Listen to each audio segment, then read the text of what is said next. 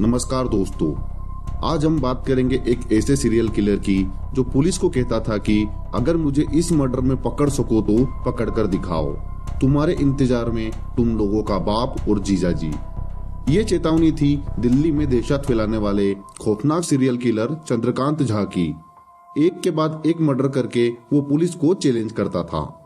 वो इंसानों को काट कर पुलिस को धमकी देता था। वो पुलिस तक पहुंचाता था सिर कटी लाशों का तोहफा, लेकिन पुलिस उसका कुछ नहीं बिगाड़ पा रही थी। अक्टूबर की एक सुबह दिल्ली में मौत का एक ऐसा खेल शुरू हुआ जो लंबे समय तक नहीं थमा। साल था 2006। अक्टूबर का महीना चल रहा था। फेस्टिवल सीजन नजदीक था। दिल्ली पुलिस ने फेस्टिवल को लेकर सुरक्षा चाक चौबंद इंतजाम किए थे। दरअसल जब भी त्योहारों का मौसम आता है तो आम लोग अपने घर सजाने में जुट जाते हैं, लेकिन पुलिस को भी इस वक्त के लिए सुरक्षा व्यवस्था की खास तैयारी करनी पड़ती है। बाजारों में भीड़ भाड़ बढ़ जाती है और ऐसी भीड़ का फायदा उठाते हैं अपराधी। 6 अक्टूबर का दिन था।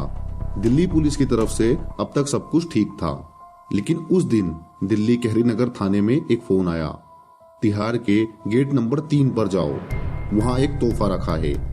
पुलिस को जब ये कॉल मिली तो टीम तिहाड़ के गेट नंबर 3 पर पहुंची। गेट के ठीक सामने एक टोकरी पड़ी हुई थी। पुलिस ने टोकरी के अंदर देखा तो चौंक गए। टोकरी में एक सिर कटी लाश पड़ी थी। लाश का सिर तो कटा ही था, साथ ही धड़ का निचला हिस्सा भी काट दिया गया था। लाश के हाथ भी नहीं थे, सिर्फ बीच का हिस्सा टोकरी में सजा कर रखा गया था।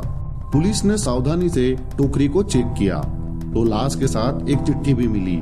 इस चिट्ठी में लिखा गया था कि अब तक मैं नाजायज केस झेलता रहा था, लेकिन अब मैंने सच में मर्डर किया है।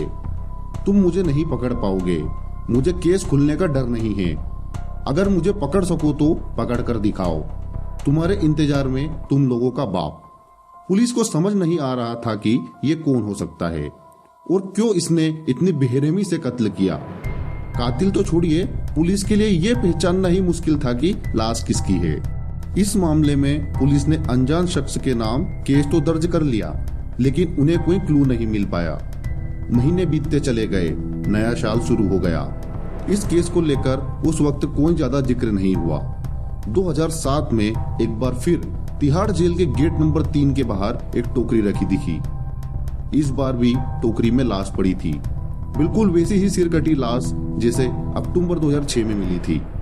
लाश के साथ इस बार फिर चिट्ठी रखी गई थी जिसमें पुलिस को चैलेंज किया गया था। अब मामला पेचीदा होता नजर आ रहा था। पुलिस ने तेजी से छानबीन शुरू की। तिहाड़ जैसी जगह जहां पर सुरक्षा के कड़े इंतजाम होते हैं, वहां कोई कैसे लाश रखकर जा रहा था? क्यों वो हर कत्ल के बाद पुलिस को चेतावनी दे रहा था? कई सवाल थे, लेकिन जवाब एक भी नहीं। पुलिस केस में उलझी पड़ी थी। इसी दौरान दिल्ली में एक और सिरकटी लाश मिलती है। इस बार लाश की लोकेशन बदली हुई थी, लेकिन कत्ल का अंदाज वही था। लाश के हाथ पैर नहीं थे, धड़ का सिर्फ ऊपरी हिस्सा टोकरी में रखा गया था। इस बार खुद कातिल पुलिस को फोन करता है और पुलिस को चैलेंज करता है कि वो उसका कुछ बिगाड़ नहीं सकती। चंद महीनों में 3 सिरकटी लाश मिलने से दिल्ली दहल जाती है। सीरियल किलर का खौफ हर किसी के दिमाग में छा जाता है। मीडिया लगातार इस मामले को कवर करता है। खुद दिल्ली पुलिस के कमिश्नर इस केस पर बारीकी से नजर बनाए हुए थे। कई लोगों से पूछताछ होती है, कई लोगों के फोन खंगाले जाते हैं। पूछताछ के आधार पर इस केस तैयार होता है। उस स्केच के आधार पर ही पुलिस को खबर मिलती है कि सीरियल किलर दिल्ली के डॉक्टर की दुकान में आने वाला है। पुलिस जाल बिछाती है। सादे कपड़ों में पुलिस डॉक्टर की दुकान के आसपास फैल जाती है। फिर सीरियल किलर वहां पहुंचता है और पुलिस उसे वहां दर दबोचती है। वो अपना गुनाह कबूल करता है और पुलिस को कहता है कि वो उसे सब कुछ सच सच बताएगा, लेकिन उसे मारे ना। टीवी, अखबार, हर तरफ सिर कटी लाश वाले इस सीरियल किलर की तस्वीर छपती है, जिसका नाम था चंद्रकांत झा। कोई इसे दिल्ली का कसाई बताता है तो कोई हैवान। चंद्रकांत रहता तो दिल्ली में था, लेकिन ये बिहार के मघेपुरा का रहने वाला था। मघेपुरा के घोसाई गांव में इसका परिवार रहता था और नौकरी की तलाश में ये दिल्ली आया था।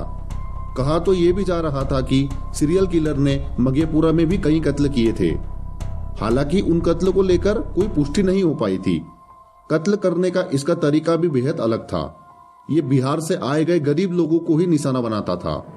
ये उन लोगों से जान पहचान करता, दोस्ती बढ़ाता, यहाँ तक कि उनकी मदद भी करता।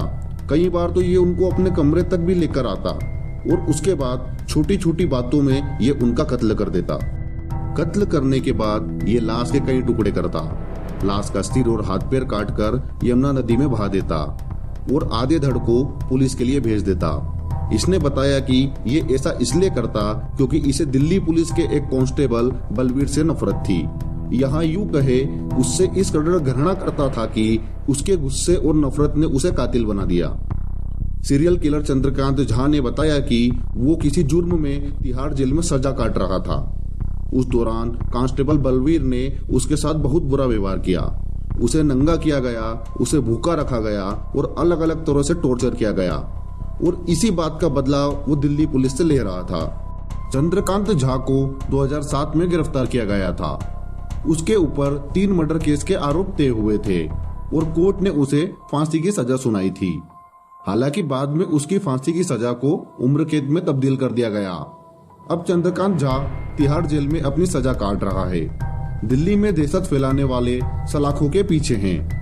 इसी साल नेटफ्लिक्स पर Indian predator the butcher of Delhi के नाम से एक वेब सीरीज सामने आई थी, जिसमें चंद्रकांत झा के खौफनाक चेहरे को दिखाया गया था। इसी में दिखाया गया था कि वो कैसे खत लिखकर पुलिस को चैलेंज करता था। इस सीरियल किलर की कहानी आपको कैसी लगी, कमेंट कर राय जरूर दें और अगर वीडियो अच्छी लगी हो तो लाइक जरूर करें।